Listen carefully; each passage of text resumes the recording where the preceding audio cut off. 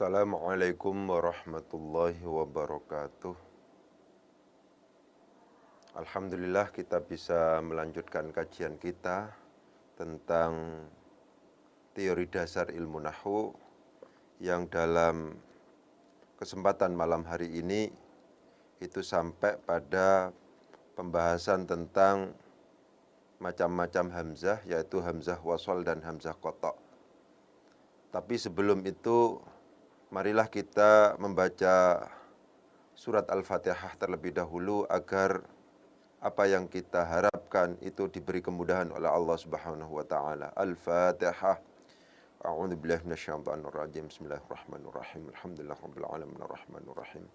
Maliki yaumiddin. Iyyaka na'budu wa iyyaka nasta'in. Ihdinas siratal mustaqim. Siratal ladzina an'amta 'alaihim ghairil maghdubi 'alaihim waladdallin. Amin. Selanjutnya sebelum masuk pada pembahasan, kalau di sini halaman 49, kita akan mereview sedikit tentang yang kemarin, yaitu klasifikasi fi'il menjadi 3, yaitu fi'il madhi, mudhari, dan amar. Kita akan contohkan seperti yang kemarin. Ya. Fi'il ditinjau dari sisi zamannya, itu dibagi menjadi 3, ya, fi'il itu ditinjau dari sisi zaman yang ada pada fi'il itu ada 3. Ada yang disebut sebagai fi'il madhi, gitu ya, kemarin. Ada yang disebut sebagai fi'il mudhari. Ada yang disebut sebagai fi'il amar. Nah, misalnya kita contohkan, misalnya fi'il madhinya adalah ta'allama. Ta'allama. Ta'allama. Ini artinya adalah belajar. Ya. Kemudian karena ini adalah fi'il madhi, maka diterjemahkan telah. Dia laki-laki telah belajar. Kemudian fi'il mudhari'nya ta'allama adalah yata'allamu. Yata'allamu. Berarti dia laki-laki tunggal sedang atau akan belajar. Kenapa kok kemudian yata'allamu disebut sebagai fi'il mudhari? Karena di sini ada huruf mudhara'ahnya. Karena huruf mudhara'ahnya itu adalah ya, ini menunjukkan ghaib. Ini adalah menunjukkan orang ketiga. Dalam hal ini tunggal. Bagaimana fi'il amarnya? Fi'il amarnya adalah ta'allam. Ta'allam. Begitu. Jadi kemarin sudah kita tegaskan bahwa proses pembentukan fi'il amar itu dibentuk dari fi'il mudhari'nya. Karena fi'il mudhari'nya adalah ya ta'allamu, huruf mudhara'ahnya dibuang, kemudian karena di sini kebetulan adalah shahihul akhir walam yattasil bi akhiri syai'un, sehingga ketika diproses harus disukun huruf akhirnya, dibuang huruf mudhara'ahnya, disukun huruf akhirnya, sehingga ketika diproses menjadi ta'allam. Ini fi'il amar, belajarlah kamu laki-laki tunggal. Itu semacam itu, ya. Kemudian kita contohkan lagi misalnya qala, misalnya. Qala, ini fi'il madhi. Ya, fi'il mudhari'nya adalah yaqulu. Yaqulu, agar variasi. Yaqulu diproses menjadi fi'il amar, menjadi qul. Menjadi qul. Bagaimana kok kemudian menjadi qul? Yaqulu itu, kalau seandainya ditulis di sini, yaqulu itu, ya-nya dibuang. Akhirnya menjadi qul, begini. Kemudian karena kebetulan lam ini adalah merupakan shahihul akhir walam yattasil bi akhiri syai'un, akhirnya disukun di sini. Akhirnya bertemulah dua sukun jadi satu di sini. Inilah yang kemudian dalam bahasa Arab disebut sebagai iltiqa'us sakinaini. Bertemunya dua sukun jadi satu. Iltiqa'us sakinaini. Jadi dari yaqulu menjadi qul, menjadi qul, qulu menjadi qulu, yaqulu menjadi qulu begini, kemudian lamnya disukun menjadi qul, terjadilah dua sukun, wawu dan lam yang merupakan huruf akhir, yang ini adalah huruf shahih, dia harus disukun, akhirnya menjadi qul. Nah, ini seperti ini. Jadi qala yaqulu qul. Dua contoh ini tidak kita datangkan yang namanya hamzah wasol atau hamzah qata'. Kenapa? Karena dengan dua diproses dengan cara huruf mudhara'ahnya dibuang, disukun huruf akhirnya, itu ternyata sudah bisa dibaca. Jadi nanti kalau seandainya kita memproses fi'il amar dari fi'il mudhari'nya, apakah pada akhirnya akan kita datangkan yang namanya hamzah wasol atau hamzah kotok, tergantung setelah diproses dengan cara huruf mudhari'ahnya dibuang, disukun atau dibuang huruf akhirnya, misalnya, itu sudah dapat dibaca atau tidak. Kalau seandainya belum bisa dibaca dengan dua proses itu, maka didatangkan hamzah wasol atau hamzah kotok. Karena ta'allam di sini dengan diproses huruf mudhari'nya dibuang, disukun huruf akhirnya misalnya, ini sudah bisa dibaca ta'allam, maka tidak butuh yang namanya didatangkan hamzah wasol. Pun juga demikian dengan kul. Dari yaqulu menjadi kul itu ternyata juga tidak membutuhkan yang namanya hamzah wasol atau hamzah kotok, sehingga tidak butuh didatangkan. Sudah bisa dibaca dengan hanya kul gitu saja. Ya. Kemudian misalnya kita contohkan wasofa misalnya. Wasofa misalnya. Wasofa. Fi'il mudhari'nya adalah yasifu. Yasifu. Amarnya bagaimana? Ya langsung. Ini dibuang, ini disukun. Akhirnya menjadi sif. Wasofa mensifati misalnya. Yasifu sedang atau akan mensifati. Ini telah. Kalau sif, sifatilah. Sif, sifatilah. Karena dengan dua cara ini kemudian sudah bisa dibaca, maka tidak usah didatangkan yang namanya hamzah wasol atau hamzah kotok. Misalnya, kemudian ini, waqa, misalnya. Waqa, fi'il mudhari'nya, yaqi, misalnya. Yaqi, misalnya. Bagaimana fi'il amarnya? Ini akan berbentuk qi. Caranya bagaimana? Huruf mudhari'ahnya dibuang. Kemudian, karena kebetulan huruf akhirnya berupa huruf ilat, yaitu termasuk dalam kategori ini mu'tallul akhir walam yattasil bi akhirihi syai'un, maka ini dibuang. Setelah huruf mudhari'ahnya dibuang, huruf akhirnya juga dibuang, akhirnya menjadi qi. Karena qi sudah bisa dibaca, maka tidak perlu didatangkan hamzah wasol atau hamzah kotok. Itu semacam itu. Jadi, saya perlu tegaskan bahwa kalau seandainya kita memproses fi'il mudhari' menjadi fi'il amar, nanti ada kalanya ada yang membutuhkan hamzah wasol atau hamzah kotok, ada yang kalanya tidak butuh hamzah wasol atau hamzah kotok. Ketika misalnya dengan diproses huruf mudhari'ah dibuang, disukun huruf akhirnya, dibuang huruf akhirnya, itu ternyata kalimat sudah bisa dibaca, kata sudah bisa dibaca, maka tidak perlu lagi yang namanya didatangkan hamzah wasol atau hamzah kotok. Itu semacam itu. Ya. Selanjutnya kita sekarang, ini sekedar review, kita akan membahas tentang apa itu hamzah wasol atau apa itu hamzah kotok, dan di mana posisi dan tempatnya masing-masing. Itu semacam itu.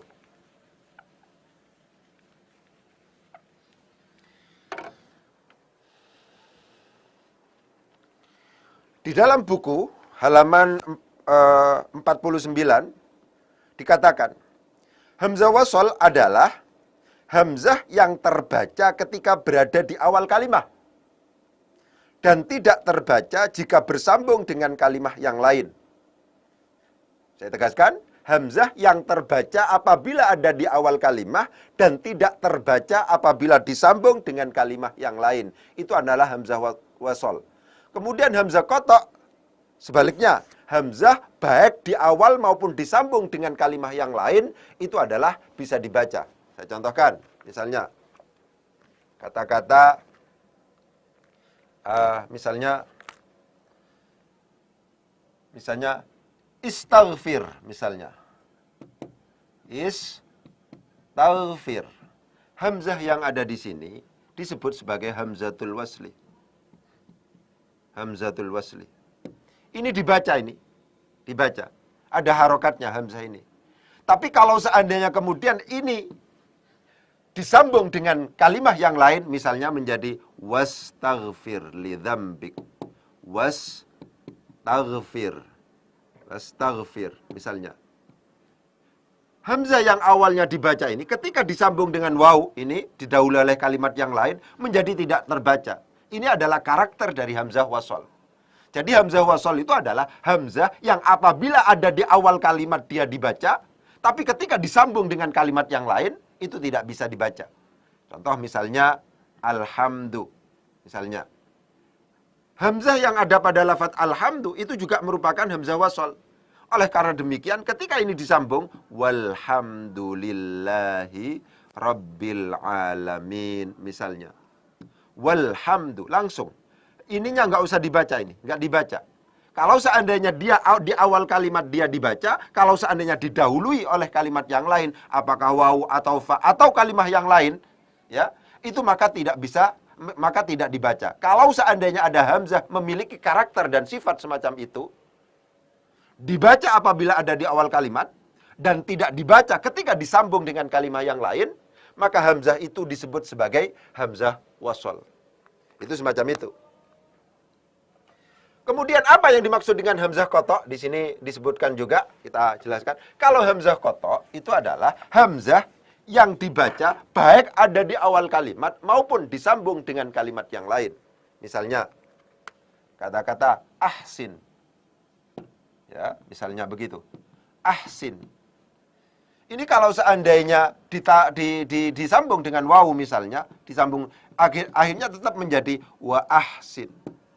Wa ahsin misalnya. Itu semacam itu.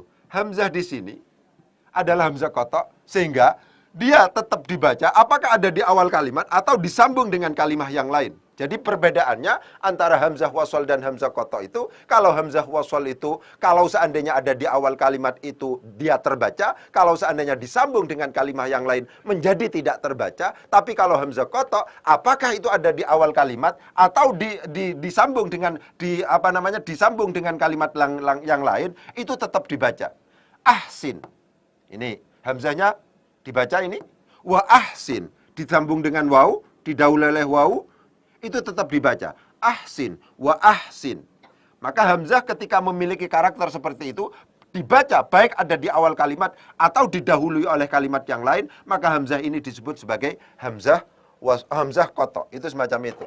Sekarang yang penting letak dan posisinya ada di mana? Ya. Hamzah itu ada dua. Nah, kalau seandainya hamzah itu ada dua. Ada yang disebut sebagai hamzatul wasli, ada yang disebut sebagai hamzatul qat'i. Nah, ini perhatikan. Hamzah wasl itu letaknya ada pada thulathi, ada pada khumasi, ada pada sudasi. Begitu. Sedangkan hamzah qata' itu letaknya pada rubai. Thulathi pada fi'il amarnya. Begitu. Khumasi pada fi'il madhi. Pada fi'il madhi. Pada fi'il madhi, masdar, dan amar. Pun juga demikian.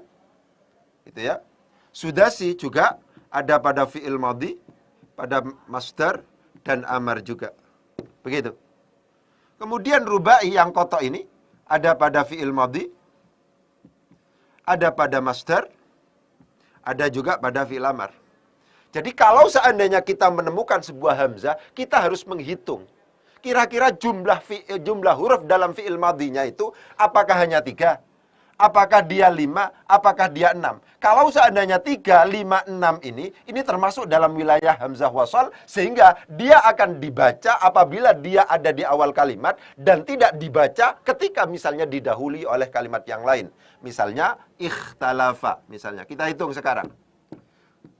Ikhtalafa. Kita hitung 1, 2, 3, 4, 5. Karena 5 maka disebut sebagai khumasi. Karena 5 maka ini disebut sebagai khumasi. Karena khumasi maka termasuk dalam kategori hamzah wasal. Sehingga fi'il madhinya, ya, fi'il madhinya, masdarnya, kemudian fi'il amarnya itu termasuk dalam kategori hamzah wasal, sehingga dibaca apabila dia ada di awal kalimat dan tidak dibaca apabila didahului oleh kalimat yang lain. Misalnya katakannya wakhtalafa. Kalau ikhtalafa, wakhtalafa al-fuqaha'u misalnya, wakhtalafa al-fuqaha'u misalnya. Jadi bukan wa ikhtalafa, tapi wakhtalafa. Hamzahnya di sini tidak dibaca. Kenapa? Karena ini adalah hamzah wasal. Kenapa kok hamzah wasal? Karena ini adalah hamzah yang ada pada fi'il khumasi. Ya. Misalnya istaghfara misalnya. Istaghfara, dihitung sekarang. 1, 2, 3, 4, 5, 6. Ini adalah termasuk dalam kategori 6 huruf fi'il madhinya. Berarti disebut sebagai sudasi. Karena sudasi, hamzah yang ada pada hamzah fi'il thulathi, apakah itu pada fi'il madhinya?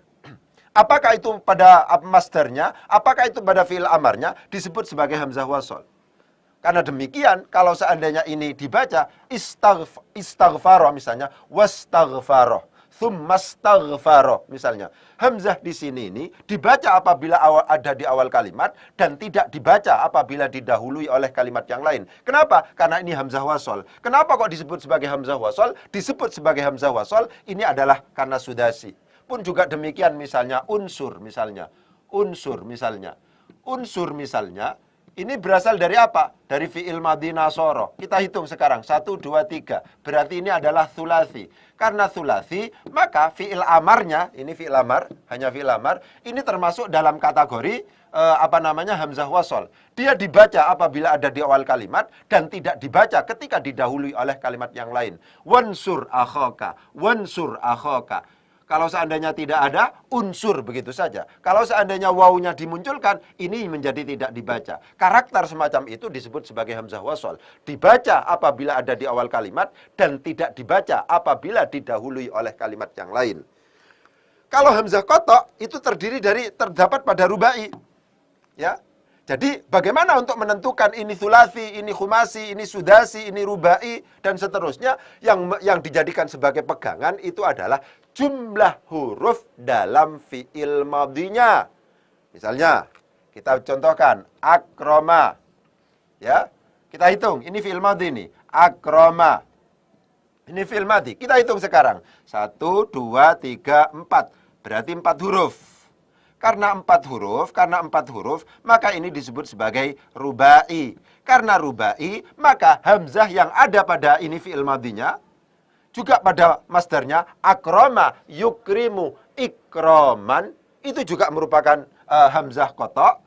Kemudian akrim nanti fi'il amarnya, itu juga merupakan, hamzahnya disebut sebagai hamzah kotok juga. Dia harus dibaca, apakah ada di awal kalimat, atau disambung dengan kalimat yang lain, tetap harus dibaca. Itu semacam itu. Jadi, hamzah itu ada 2 macam. Ada hamzah yang disebut sebagai hamzah wasol, ada yang disebut sebagai hamzah kotok. Apa hamzah wasol itu? Hamzah wasol itu adalah hamzah yang terbaca apabila ada di awal kalimat. Tapi kalau seandainya disambung dengan kalimat yang lain, maka hamzah itu menjadi tidak terbaca. Itu namanya hamzah wasol.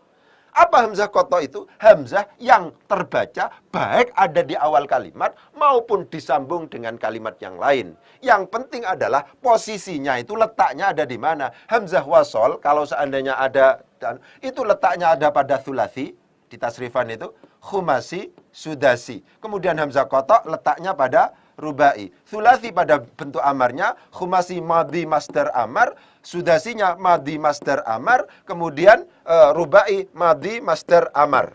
Itu semacam itu, ya.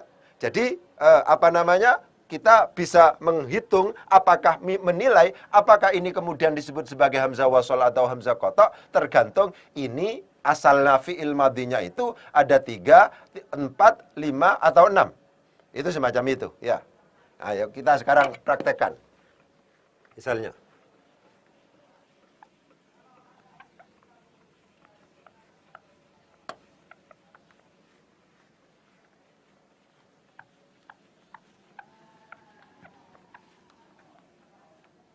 kata-kata ijtama'ah. Misalnya, ijtama'ah. Kalau seandainya kita tasrif, ijtama'a, yajtami'u, ijtima'an. Nah, ijtima'an. Begitu. Kemudian fi'il amarnya adalah ijtami'. Ini ada hamzahnya. Yang ada hamzahnya yang kita tulis. Ini hamzah, ini hamzah, ini hamzah. Ya kan? Apakah kemudian ini disebut sebagai hamzah wasol atau hamzah kotok? Sekarang kita hitung. Ternyata jumlah huruf dalam fi'il madhinya itu 1, 2, 3, 4, 5. Ada 5 ini. Ada 5. Itu. Karena 5 ini namanya khumasi. Karena khumasi, maka hamzah yang ada pada fi'il madhinya, hamzah yang ada pada masdarnya, hamzah yang ada pada fi'il amarnya, itu semuanya disebut sebagai hamzah wasol. Sehingga ijtama'a ini kalau seandainya kemudian disambung dengan kalimat yang lain, Wajtama'a al-fuqaha'u misalnya, wajtama'a an-nasu misalnya, wajtama'a ditambahi waw misalnya. Ini akan menjadi hamzahnya tidak terbaca. Ya kan? Wajtima'un nasi misalnya, wajtima'un nasi misalnya. Misalnya begitu. Ini tidak terbaca di sini. Kenapa? Karena ini hamzahnya hamzah wasal. Kenapa hamzah wasal? Ya, karena ini khumasi.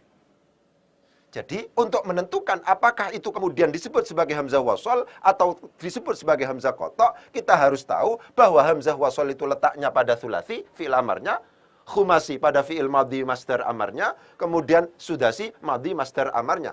Kalau seandainya terletak pada rubai, yaitu madhi masdar amar, itu adalah termasuk dalam kategori hamzah qata'. Misalnya seperti itu. Ya. Kita contohkan lagi misalnya sekarang.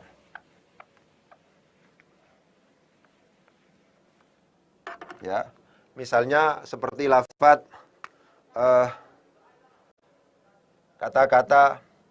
kata-kata misalnya i'lan. Ya. I'lan. Ini berasal dari a'lana. A'lana. Sekarang kita hitung. A'lana. A'lan. Atau a'lana itu artinya menyiarkan. Menterkenalkan. A'lana. Sekarang kita hitung. 1, 2, 3, 4. Berarti ini rubai. Karena rubai, maka hamzahnya disebut sebagai hamzatul qat'i. Karena disebut sebagai hamzah qata', nanti ini i'lan. A'lana, kemudian amarnya adalah a'lin. Ini semuanya adalah termasuk dalam kategori hamzah qata', sehingga apakah kemudian ini ada di awal kalimat atau didahului oleh kalimat yang lain, ini tetap harus dibaca. Ini tetap harus dibaca. Itu adalah karakter dari hamzah, apakah itu hamzah qata' atau hamzah wasal. Hamzah wasal karakternya itu adalah terbaca apabila ada di awal kalimat dan tidak terbaca apabila didahului oleh kalimat yang lain. Hamzah qata' itu terbaca apakah ada di awal kalimat atau didahului oleh kalimat yang lain. Catatan yang lain ya sebentar. Sebelum kita akhiri tentang hamzah wasal, hamzah qata' ini, bahwa itu secara umum letak dan posisi dalam konteks tasrifan ya, ketika itu mushtaq. Ketika itu bisa ditasrif ketemu fiilnya. Apakah ini fiil thulathi, fiil rubai, fiil khumasi, fiil sudasi ketemu, itu seperti itu petanya. Tapi bisa saya katakan bahwa setiap al itu hamzahnya adalah hamzah wasal. Al. Ini mesti hamzah wasal. Ya. Kemudian hamzah yang ada pada lafadz ismun, ini hamzah wasal. Ini harus hafal kita. Hamzah yang ada pada lafadz ibnun, itu adalah hamzah wasal. Ya. Kemudian hamzah yang ada pada lafadz ithnani, itu adalah hamzah wasal. Itu semacam itu. Imra'atun, itu juga merupakan hamzah wasal. Jadi ini harus hafal sifatnya. Jadi ada hamzah-hamzah yang meskipun itu bukan termasuk dalam kategori thulathi, rubai, khumasi, dan seterusnya, bisa kita pastikan itu adalah termasuk dalam kategori hamzah wasal. Ini sifatnya harus hafal. Hamzah yang ada pada al, hamzah yang ada pada lafadz ibnun, pada ismun, dan seterusnya, itu sudah kami tulis sebenarnya di buku-buku yang lain, ya. Itu silahkan dicek di dalam buku kami, ya. Itu hamzah-hamzah yang termasuk dalam kategori hamzah wasal, selain pada thulathi, khumasi, kemudian sudasi, itu ada pada isim-isim tertentu yang sudah dipastikan hamzahnya itu adalah hamzah wasal. Oleh sebab itu, kalau seandainya kita lihat misalnya Iqra bismi rabbikal ladzi khalaq. Iqra. Ya, Iqra. Misalnya Iqra bismi rabbikal ladzi khalaq. Bismi rabbikal ladzi khalaq. Nah, ini diperhatikan di sini. Ini bukan bi ismi, tapi bismi. Ismun adalah lafadz yang hamzahnya itu dipastikan adalah hamzah wasal. Karena demikian, ketika kemudian didahului oleh yang lain, dalam hal ini adalah huruf jar bi, maka dia tidak boleh dibaca. Bukan bi ismi, tapi bismi. Itu semacam itu. Ya. Jadi penting untuk disimpulkan, ini konsep tentang hamzah wasal itu berangkat dari bagaimana membentuk fi'il amar. Itu begitu. Tadi sudah kita contohkan bahwa Fi'il amar itu diproses dari fi'il mudhari. Caranya adalah huruf mudhari'nya dibuang. Kemudian yang kedua adalah disukun huruf akhirnya apabila berupa shahihul akhir walam yattasil bi akhirihi syai'un.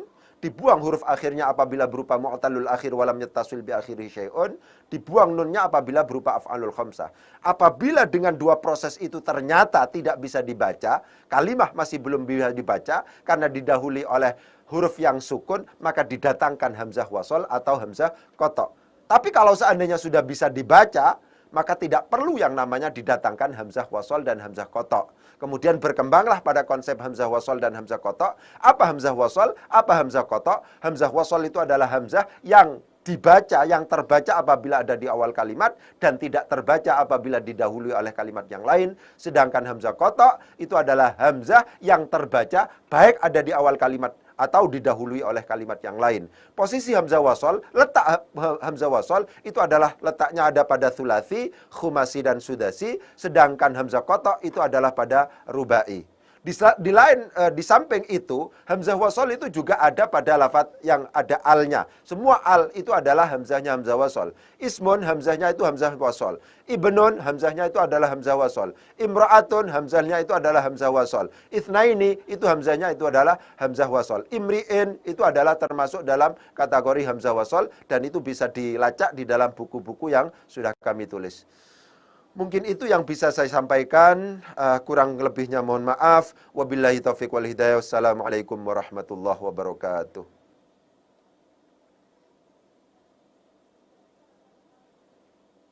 Sampun lagi. Ya napa?